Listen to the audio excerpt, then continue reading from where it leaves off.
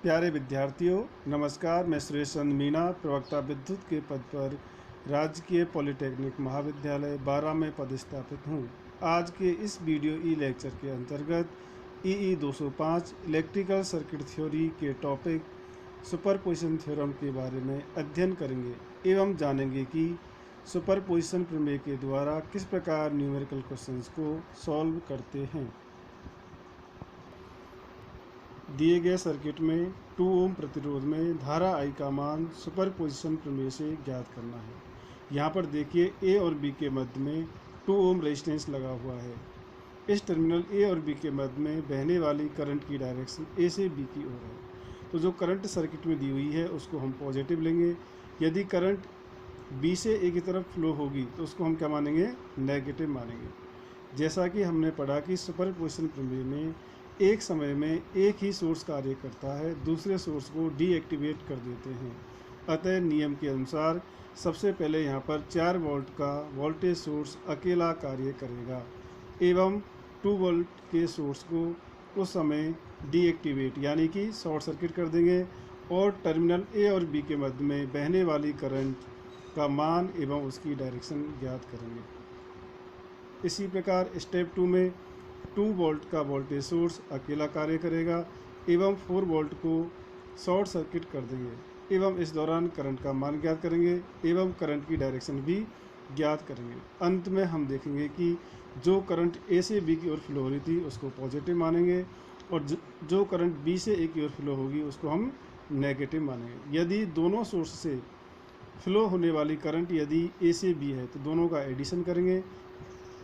यदि कोई भी करंट बी से ए है तो उसको हम नेगेटिव मानेंगे। देखिए स्टेप 1, जब 4 वोल्ट का वोल्टेज सोर्स अकेला कार्यरत हो एवं 2 वोल्ट के वोल्टेज सोर्स को शॉर्ट सर्किट करने पर, ऐसा करने पर हम देखेंगे कि सर्किट निम्न प्रकार प्राप्त होता है। यहाँ पर हमने 2 वोल्ट को शॉर्ट सर्किट कर दिया है और ए और बी टर्मिनल के मध्य में बहने वाली करंट I डैश है। अब यहाँ पर हम देखते हैं कि 4 वोल्ट का वोल्टेज सोर्स अकेला कार्यरत है।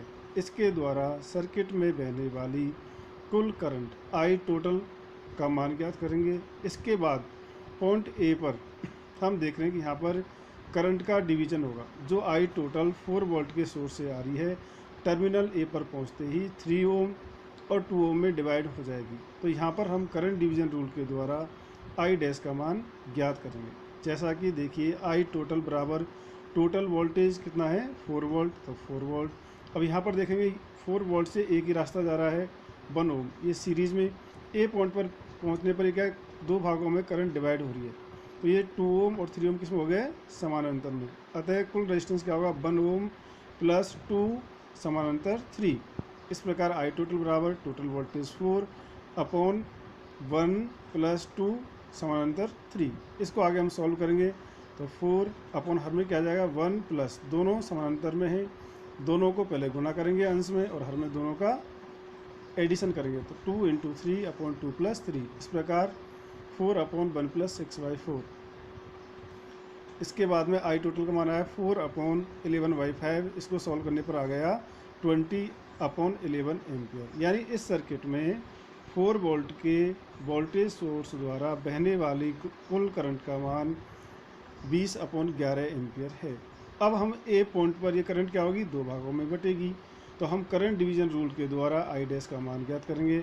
I डैश बराबर क्या होगी I टोटल इंटू, अब हमें इस 2 ओम में करंट चाहिए तो अपोजिट वाला रेजिस्टेंस आएगा R1, तो R1 अपॉन दोनों रेजिस्टेंसों का योग R1 प्लस R2। आगे हम I टोटल का मान रखने पर 20 अपॉन 11 इंटू R1 का मान है यहाँ पर 3 ओम, तो 3 अपॉन दोनों का योग 3 प्लस 2। इस प्रकार I डैश इक्वल टू होगा 20 upon 11 into 3/5 equal to 12 upon 11 ampere. इस प्रकार हमने देखा कि जब 4 वोल्ट का सोर्स कार्य कर रहा है तो 2 ओम के रेजिस्टेंस में बहने वाले करंट का मान हुआ 12/11 एम्पियर और इसकी डायरेक्शन होगी ए से और बी। इसी प्रकार हम स्टेप 2 में जब यहाँ पर क्या होगा 2 वोल्ट का वोल्टेज सोर्स अकेला कार्य करेगा एवं 4 वोल्ट को शॉर्ट सर्किट कर देंगे। इसके बाद हम देखेंगे कि यहाँ पर 2 वोल्ट के द्वारा इस संपूर्ण सर्किट में बहने वाली करंट का मान आई टोटल बराबर क्या होगा 2 टोटल वोल्टेज अपॉन यहाँ पर 2 ओम सीरीज में है और 1 ओम और 3 ओम किस में है समानांतर में, तो 2 + 1 समानांतर 3।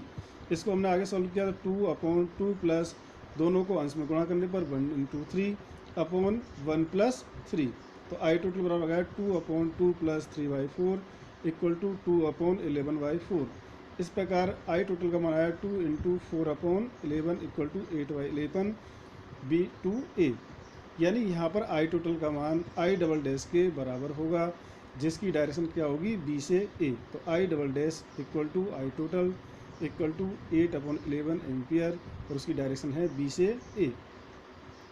इस प्रकार हमने देखा कि यहाँ पर जो करंट की डायरेक्शन है 2 ओम में बहने वाली, जो दी गई मूल करंट की डायरेक्शन ए से बी है, उसके क्या है विपरीत है, तो इसको हम ऐसे क्या मानेंगे नेगेटिव। अब हम स्टेप थर्ड में आते हैं। स्टेप थर्ड के अंतर्गत हम करते हैं कि सुपरपोजिशन थ्योरम के अनुसार आई डैश ए से बी की ओर फ्लो हो रही थी, आई डबल डैश बी से ए, जबकि जो मूल सर्किट है उसमें आई की करंट ए से बी दी गई है, जो कि क्या होगी पॉजिटिव। अतः सुपरपोजिशन थ्योरम के अनुसार आई = क्या हो जाएगा आई dash minus I double dash, क्योंकि आई डबल डैश की जो करंट है वो क्या है विपरीत दिशा में बी से ए, इसलिए हमने इसको क्या लिया नेगेटिव। यहाँ पर हम आई डैश और आई डबल डैश का मान रखते हैं 12/11 - 8/11 = 4/11 एम्पियर ए से बी।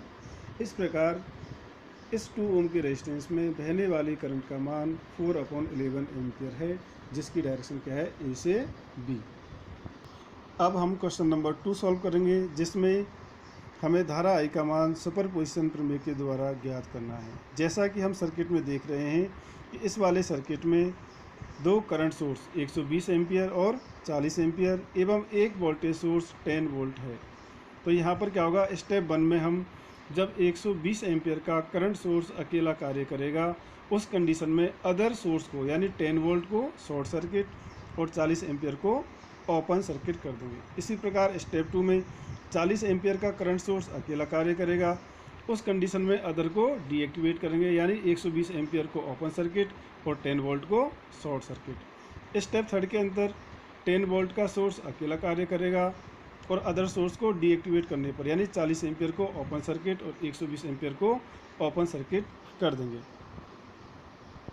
अब स्टेप 1 में जब करंट सोर्स 120 एम्पियर अकेला कार्यरत हो एवं 10 वोल्ट को शॉर्ट सर्किट करने पर व 40 एम्पियर को ओपन सर्किट करने पर, तो यहाँ पर ये सर्किट देखिए, यहाँ पर 120 एम्पियर का करंट सोर्स अकेला कार्यरत है, इस 10 वोल्ट को शॉर्ट सर्किट कर दिया और यहाँ पर जो ये करंट सोर्स है इसको हमने ओपन सर्किट कर दिया। इसके बाद में इस सर्किट को मॉडिफाइड रूप में इस प्रकार लिख सकते हैं, यहाँ पर 120 एम्पियर 50 ओम और ये 150 ओम। यहाँ पर टर्मिनल ए से बी की ओर बहने वाली करंट की डायरेक्शन क्या होगी आई डैश। अब यहाँ पर देखिए टोटल करंट 120 एम्पियर फ्लो हो रही है, यहाँ पर ए वाले पॉइंट पर पहुँच के ये करंट क्या होगी 2 भागों में डिवाइड हो रही है, 50 ओम और 150 ओम में। तो यहाँ पर इस करंट का मान यानी कि आई डैश का मान किससे आएगा करंट डिवीजन रूल से। तो टोटल करंट 120 एम्पियर इंटू हमें इस 150 ओम में करंट चाहिए, तो इसका अपोजिट वाला कितना आएगा 50 ओम अपॉन दोनों का योग 50 + 150 = 120 × 50 अपॉन 200। इस प्रकार इस करंट का मान हुआ 30 एम्पियर और इस करंट की डायरेक्शन होगी ए से बी, तो आई डैश = 30 एम्पियर ए से बी। अब स्टेप 2 के अंतर्गत हम क्या करेंगे, जब 40 एम्पियर का करंट सोर्स अकेला कार्यरत हो एवं अदर सोर्स को डीएक्टिवेट करने पर, यानी कि 120 एम्पियर को ओपन सर्किट एवं 10 वोल्ट को शॉर्ट सर्किट करने पर। इस प्रकार आप देखोगे कि यहाँ पर इस सर्किट में 120 एम्पियर का करंट सोर्स हमने ओपन सर्किट कर दिया है एवं 10 वोल्ट का वोल्टेज सोर्स को शॉर्ट सर्किट कर दिया है और 40 एम्पियर का करंट सोर्स अकेला कार्यरत है। इसके बाद में फर्दर इस सर्किट को मॉडिफाइड करेंगे, ये ओपन सर्किट है तो ए और बी के मध्य में इसको यहाँ से हम हटा देंगे। तो यहाँ पर आ गया 50 ओम, ये आई डबल डैश, ये 150 ओम और ये 40 एम्पियर। अब यहाँ पर देखिए इस सर्किट में जो एक्टिव सोर्स है वो है 40 एम्पियर, इसके द्वारा यहाँ पर पॉइंट बी तक जो करंट फ्लो हो रही है कितनी हुई 40 एम्पियर, यानी इस सर्किट की टोटल करंट क्या हुई 40 एम्पियर। इस बी पॉइंट पर पहुंचकर ये करंट क्या होगी, 50 ओम और 150 ओम में क्या हो जाएगी, डिवाइड हो जाएगी। तो यहाँ पर हमें आई डबल डैश यानी 50 ओम में बहने वाली धारा का मान ज्ञात करना है। इस धारा का मान हम करंट डिवीजन रूल के द्वारा ज्ञात कर सकते हैं। तो I double dash second case है तो क्या हो गया, I double dash equal to total current 40 ampere into हमें किस में चाहिए, 50 ओम में। तो इसके अपोजिट जो समानांतर में लगा हुआ रेजिस्टेंस है 150 ओम, वो आ जाएगा। इसके बाद हर में क्या होगा, दोनों का योग 50 plus 150 equal to 40 into 150 upon दोनों का योग किया 200। इसको सॉल्व करने पर आया ये 30 एम्पियर। अब यहाँ पर देखिए, जब 40 एम्पियर का करंट सोर्स कार्य कर रहा है तो बहने वाली करंट की दिशा क्या है, बी से ए। तो I double dash equal to 30 ampere B से ए।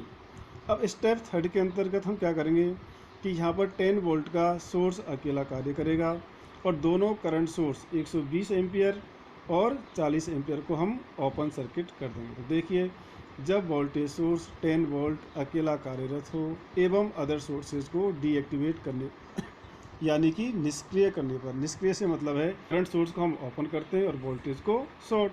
तो यहाँ पर दोनों करंट सोर्स हैं 120 एम्पियर, इसको ओपन सर्किट कर दिया, 40 एम्पियर को भी हमने ओपन सर्किट कर दिया। इसके बाद में इस सर्किट को हम मॉडिफाइड करते हैं, या ओपन वाले को इसको हटा दिया, यहाँ से इसको हटा दिया, तो ये आया यहाँ पर 50 ओम और यहाँ पर आई डबल डैश और ये 150 ओम और ये 10 वोल्ट है लगा दिया। अब यहाँ पर हम करंट का मान यानी आई डबल डैश किससे आ जाएगी, ओम के नियम से, I triple dash equal to क्या हो जाएगा, कुल वोल्टेज 10 अपॉन दो रेजिस्टेंस है 150 और 50 किस में सीरीज में, तो 50 plus 150 equal to 10 upon 200 equal to 1 upon 20 ampere A से बी। इस प्रकार हमने स्टेप 1, 2 और 3 में जब अकेला सोर्स कार्यरत है तो हमने करंट का मान ज्ञात किया, I dash, I double dash और आई ट्रिपल डैश। अब स्टेप 4 में क्या होगा, हम सुपरपोजिशन प्रमेय के अनुसार क्या करेंगे, आई डैश कहाँ जा रही थी, ए से बी की तरफ, आई डबल डैश बी से ए की तरफ, आई ट्रिपल डैश ए से बी, एवं दी गई करंट क्या है, आई ए से बी। अतः सुपरपोजिशन थ्योरम के अनुसार I equal to I dash minus I double dash, क्योंकि करंट की डायरेक्शन क्या है, बी से ए, तो उसको नेगेटिव लिया, प्लस आई ट्रिपल डैश, इनका हमने मान रखा 30 minus 30 plus 1/20 equal to 1/20 equal to 0.05 ampere. तो इस प्रकार बहने वाली करंट का मान सुपरपोजिशन प्रमेय के द्वारा आई इक्वल टू 0.05 एम्पियर आया, जो कि ए से बी है। Thank you so much.